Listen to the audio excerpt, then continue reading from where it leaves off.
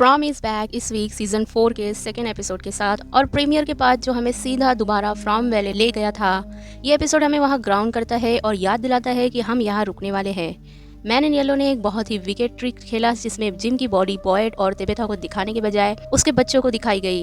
Acosta mental breakdown से गुजर रही है। जूली की स्टोरी वॉकिंग को अभी और फाइन ट्यूनिंग की ज़रूरत है और ईथन को लगता है कि वो अपने फादर से बात कर रहा था, लेकिन क्या वो सच में जिम था या फिर कोई और सिनिस्टर ट्रिक चल रही थी। चलिए इस वीक के एपिसोड को ब्रेक डाउन करते हैं, एंडिंग डिस्कस करते हैं और मैं अपने थॉट्स भी शेयर करूंगी। ये है from season 4 episode 2 ending explain. और बता दूं कि इस वीडियो में स्पॉयलर्स होंगे। जिम की डेथ की इंपॉर्टेंस। इस एपिसोड में मुझे लगता है हमने आर्ग्यूबली सबसे क्रूल ट्रिक देखी जो मैन इन येलो ने कभी टाउन के लोगों के साथ खेली हो। बॉयड ने नोटिस किया कि एक बैग साइन से लटक रहा था, जिम मिसिंग था, तो सबको लगा कि बैग के अंदर उसकी बॉडी है और जो ब्लड बाहर निकल रहा था वो उसका है। टिबेथा नहीं चाहती थी कि ईथन और जूली अपने फादर की बॉडी देखे, वो भी किसी अननोन स्टेट में, इसलिए उसने उन्हें बाण भेज दिया। जैसे जैसे बैग नीचे उतर रहा था, बैकग्राउंड में आउट ऑफ फोकस टिबेथा का शॉट बहुत हॉन्टिंग था। रोब की हर छोटी मोमेंट के साथ ऐसा लग रहा था कि वो एक मोमेंट और क्लोज आ रही है अपने हस्बैंड की बॉडी देखने के लिए। जब उसने बैग खोला तो जिम उसके अंदर था ही नहीं, अंदर गोट्स थी। एक छोटे से मोमेंट के लिए मुझे लगा कि शायद जिम ठीक हो सकता है, इवन दो मुझे पता था कि सीजन 3 फिनाले में वो मर चुका है। फिर दूर से एक स्क्रीम सुनाई दी और जूली और ईथन ने अपने फादर की बॉडी अपराइट पोजीशन में बाल में देखी। वॉल पर मैसेज लिखा था, knowledge comes at a cost. Knowledge comes at a cost का मतलब बेसिकली सीजन 3 फिनाले के बॉटल ट्री से कनेक्ट होता है, जहाँ जेड और तिबेथा ने यानुई चिल्ड्रन को देखा और याद किया कि वो सेंचुरी से अलग अलग रीइंकार्नेशंस के थ्रू टाउन आते रहे हैं क्योंकि वो वहाँ के चिल्ड्रंस को बचाना चाहते थे। मैन इन येलो को ये पसंद नहीं आया कि वो लोग टाउन का सीक्रेट अनकवर करने के एक स्टेप और क्लोज आ गए थे, इसलिए इन्फॉर्मेशन की प्राइस थी और वो प्राइस थी जिम की लाइफ। इसी वजह से टिबेथा ने जेड से कहा कि बान में जिम के बजाय जेड होना चाहिए था। मुझे ये थोड़ा अनफेयर लगा क्योंकि इस सब में टिबेथा का भी उतना ही रोल था जितना जेड का। हमें ये भी पता चला जितना ज्यादा लोग फ्रॉम वैली की डार्क हिस्ट्री और उसे वीकन करने का तरीका ढूंढते हैं, उतना ही टाउन उसके अगेंस्ट पुश बैक करता है। इस एपिसोड का पूरा थीम ओपनिंग सीन में ही रिवील हो गया था जब एलजी ने बॉयड से कहा, ट्रुथ ऑलवेज कम्स आउट। इस टाउन में बहुत सारे सीक्रेट्स है और अलग अलग लोग अलग इन्फॉर्मेशन जानते हैं। बहुत कम लोग जानते हैं फातिमा और एल्जिन के साथ क्या हुआ, एल्जिन की आई के साथ क्या ट्रीटमेंट हुआ, ये भी सीक्रेट है। सिर्फ कुछ लोग जेड और तिबेथा की हिस्ट्री जानते हैं और ऑलमोस्ट कोई नहीं जानता कि जूली एक स्टोरी वॉकर है। नॉलेज क्लियरली कॉस्ट के साथ आती है और जब ये सीक्रेट्स इवेंचुअली रिवील होंगे, लोग एक दूसरे को ही टीयर अपार्ट करेंगे। तो सिर्फ क्रिएचर्स का थ्रेट नहीं, फ्यूचर में टाउन के अंदर सिविल वॉर का भी चांस है। क्या ईथन ने सच में जिम को देखा? एपिसोड के बिगेस्ट मोमेंट्स में से एक फाइनल सीन था जब ईथन आर्मी में गया और रेडियो लेकर रियल थॉमस से बात करना चाहता था ताकि वो हेवन में उसके फादर का ख्याल रखे। जब ईथन बाहर आया, उसने जिम को उस जगह के पास बैठा देखा जहाँ मैन इन येलो ने उसे मारा था। पहले मुझे भी डाउट हुआ कि शायद ये एक और ट्रिक है, लेकिन जैसे सीन आगे बढ़ा, जिम की वॉइस और उसके मैनरिज्म सरप्राइजिंगली जेन्युइन लगे।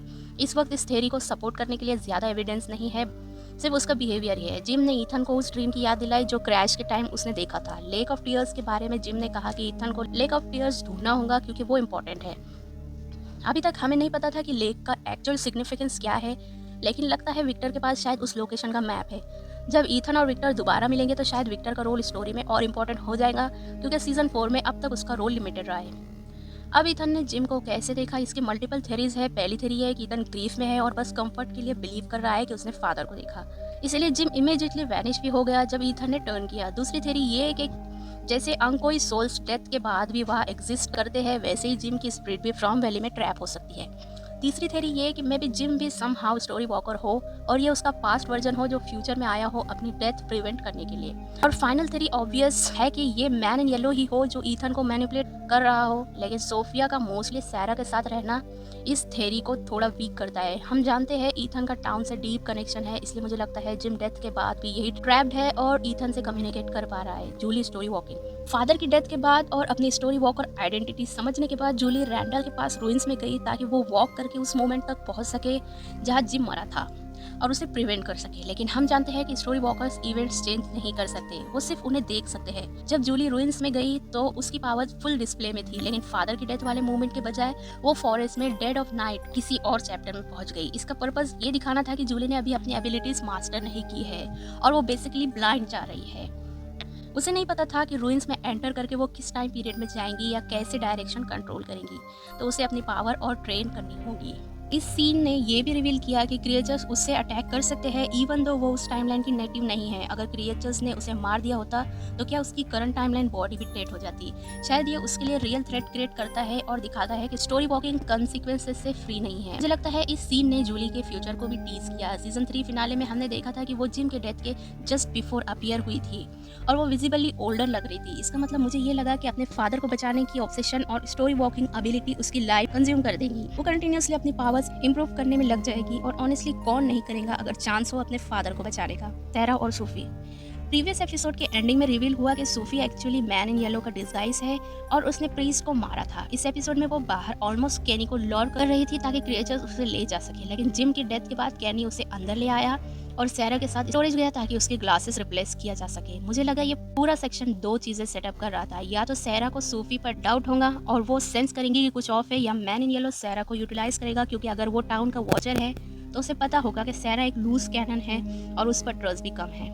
स्टोरेज रूम में जब सोफी ने कहा कि ऑब्जेक्ट्स देखकर अच्छा लगता है क्योंकि ये उन लोगों का एक हिस्सा प्रिजर्व करते हैं जो यहाँ ट्रैप थे और मर गए, वो डायलॉग बहुत डार्क था क्योंकि अगर वो ही क्रिएटर है और सब डेथ्स का रिस्पॉन्सिबल है तो ये ऑलमोस्ट ट्रॉफीज जैसे लग रहे थे जिनको देखकर उसे सेटिस्फैक्शन मिल रहा था।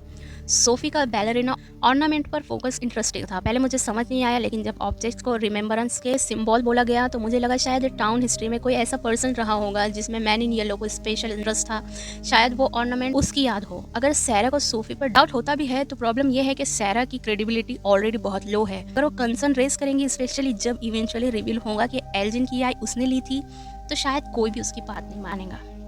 फ्रॉम जनरली एक बहुत अच्छा शो है और अभी मार्केट में इस जैसा कुछ और नहीं। बॉयड और जेड फाइनली फैक्ट शेयर कर रहे हैं और बात कर रहे हैं, तो लगता है सीजन में स्ट्रॉन्ग डायरेक्शन होने वाली है। तो ये था from season 4 episode 2 ending explain.